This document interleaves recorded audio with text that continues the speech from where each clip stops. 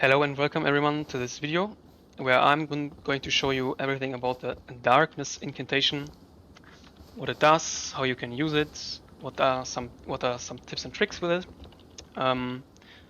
Let's first start with actually reading the item description. It says, creates a veil of darkness that conceals the caster. This incantation can be cast while in motion or crouching. So yeah, it creates a cloud in front of you, and it kind of conceals you, but this is definitely not the primary function of it, and the description is a little bit misleading in that case, because the primary function of this spell, in PvE at least, is that you remove aggro of an enemy. So let me just demonstrate this real quick. This guy runs at me, I will cast the spell, and now he does not know where I am, he dropped the aggro, he's confused, and he goes back to his post.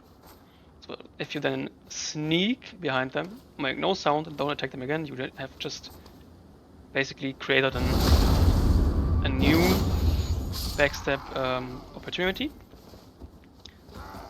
So another thing this spell does is it staggers enemies out of the animation.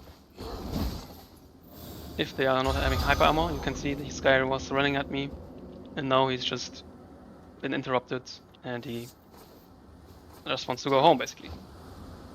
Okay, so now that we know that this spell drops aggro, it's time to actually think about what this means and how we can use this effect. A simple application of this is the fact that you can port out, basically kind of mid-combat, if you use the spell on an enemy. And yes, it works even on these giants.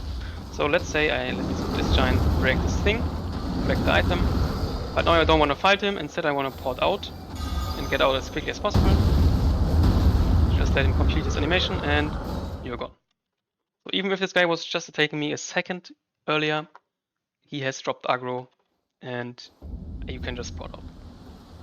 And obviously this is really useful if you just want to run away from enemies and you don't want them chasing you, hitting them with projectiles, and you basically just want to go fast and clean. Another little neat trick is that you can also cast a spell preemptively.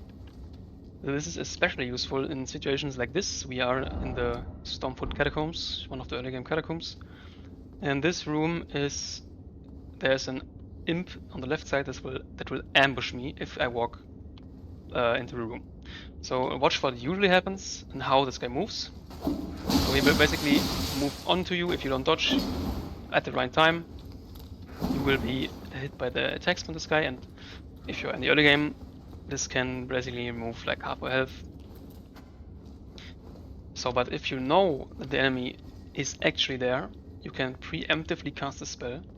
So you just go through the edge here, cast a spell, you hear him hit it, and now he does not move towards you. Which means you can fight this guy one-on-one, and in a second now. And this guy is still confused, he doesn't attack you, especially if you sneak, obviously. And now he will go and attack you, but you already killed his mate, so the fight becomes much more easy. And the spell also works basically if you go upwards. So in this cave, in the Murkwater Catacombs, there is an enemy right up there. If I sneak up on him and cast this, you hear him get staggered. You can just move, kill these guys, and now this guy is still not really aggro, and now he aggros, and you can again basically make this situation a 2-on-1 instead of 3-on-1, and then kill them one by one. So another little thing that you can do is when you actually sneak up on enemies beforehand and then cast this preemptively, they will get staggered, and you can just move right past them. They don't know what's happening, and thus they will not aggro at all. So you can just go about your business and not care about anything. You can use this to buy time to climb ladders, whatever else you might find in an in-game application. But obviously this only makes sense if you are already sneaking up on people. I also want to talk about the drawbacks of this spell. It has a pretty long cast time, so if you are in combat with any enemies that have, you know, a lot of staggering attacks, then you will have trouble getting it off. Like this. So you have to find some decent openings to actually cast it. And also, obviously, the enemies have to go in the cloud, so you have to make sure that they actually go in there and not run away, jump through, etc. And obviously, ranged enemies will not be affected by you standing in there, so it only works if you can get the enemy to be hit by the cloud. So another drawback of this skill is that it isn't affecting every enemy. Especially bosses cannot be targeted by the spell, or it won't have any effect. However, enemies that are bosses but you fight them as their non-boss type, like for example like a Gargoyle, it will work on them. So this spell is really best put in use in exploration in the overworld or in legacy dungeons if you want to escape or kill these kind of difficult enemies that are in some places bosses, but in this place, for example, like in Erdtree, there are a lot of difficult enemies that are in the early game bosses, but they are not bosses, so they can be affected by it. For example, Putrid Avatars or Putrid Tree Spirits or Revenants or stuff like this. There are a few exceptions even to these, and I will list all of them in the description below. In the next few clips I'm going to show you some use cases of this skill where I found it to be especially interesting and useful. So, one of the greatest applications I think that really makes it different in this encounter is this good old Crystallian trio that protects this chest over there. Usually if you would just run in there and try to steal the item, you have to open the chest now, and now you grab the item, and yeah, you are getting blasted. And the possibilities of getting out there alive are pretty slim.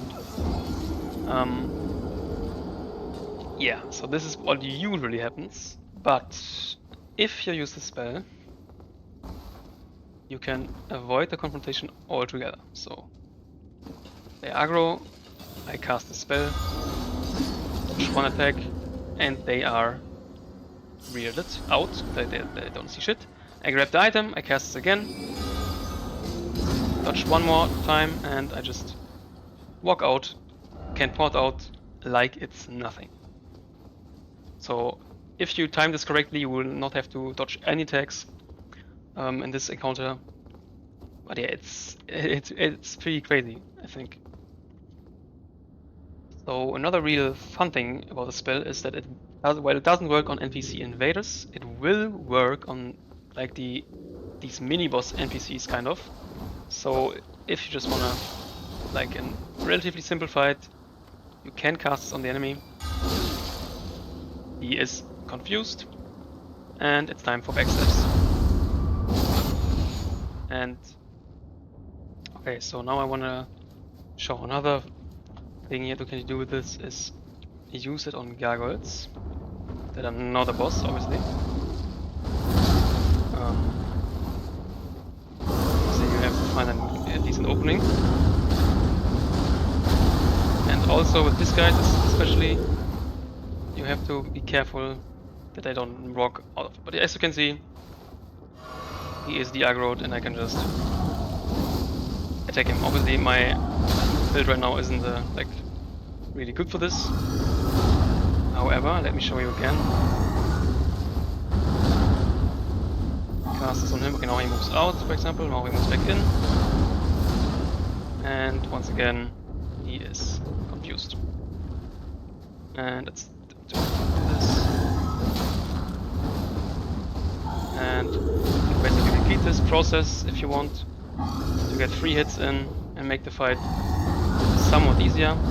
Again, especially useful if you have actually some long-range, long-winded attacks that you wouldn't usually be able to cast, or you wanna get a better attempt at a stagger, because obviously the sneak attack does a lot more stance damage. And should stagger now if I hit him again. There we go. Take the stagger. Cast this again. And again he is just can for free heal, you know, do everything you want. He just doesn't care. So lastly, I want to talk a little about where to get the spell. So in order to get the spell early, you have to get 3 Stone Sword keys. And if you gather those, you can head into the round table hold, go down the stairs, turn around, and activate this seal here. For this one you need 1, and for this one you need 2. And if you are in this room, there is the Assassin's Prayer Book, which you can give to Corin or the Turtle Pope, and then buy from them the Darkness Incantation, which costs, I think, 3,500 runes. So this is all for this video. Some tips and tricks for the Darkness Incantation. I hope you liked it. Let me know what you think about the Incantation. Is it overrated? Is it underrated? Is it normally rated? Whatever. And also tell me what do you think about this video. And goodbye.